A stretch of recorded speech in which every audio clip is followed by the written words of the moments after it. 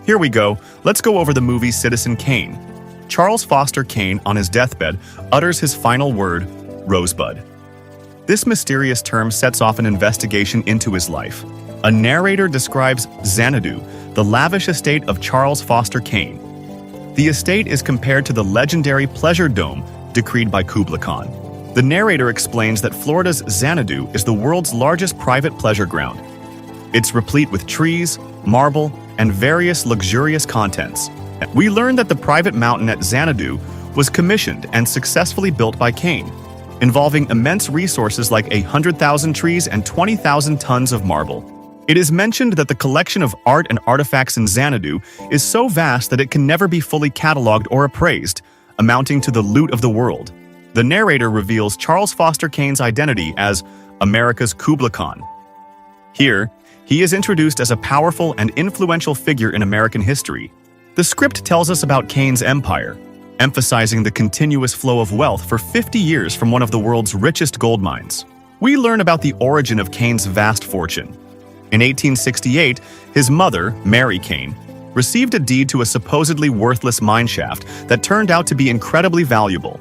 A congressional hearing involves Walter P. Thatcher, recounting how Kane, as a child, struck him in the stomach with a sled.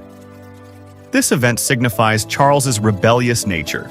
The newsreel summarizing Kane's life states that he influenced at least one American presidential election, but was equally hated by many people.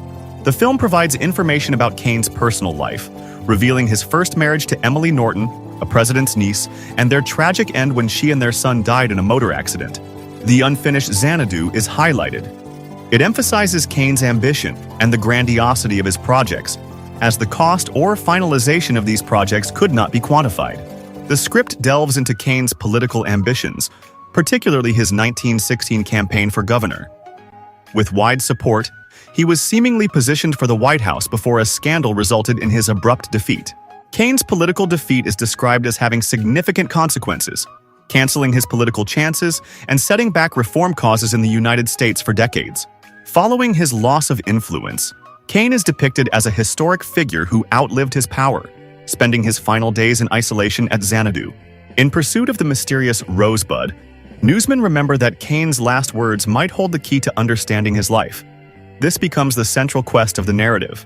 Mr. Thompson, a reporter, is tasked with discovering the meaning of Kane's last word, Rosebud. He is instructed to investigate thoroughly among those who knew Kane. Mary Kane signs over the guardianship of young Charles to Walter P. Thatcher, setting the stage for Kane's future wealth and life in high society. In a flashback, young Charles reluctantly crashes into Mr. Thatcher, who has come to take him away from his home. This highlights Charles's initial rebellious nature. Kane takes over the New York Enquirer, expressing his disdain for wealth and interest in running a newspaper for the fun of it. He is driven by a desire to shape public opinion. Later in life, Kane reflects with Bernstein, lamenting how wealth might have prevented him from achieving true greatness. He acknowledges the limitations imposed by his financial status.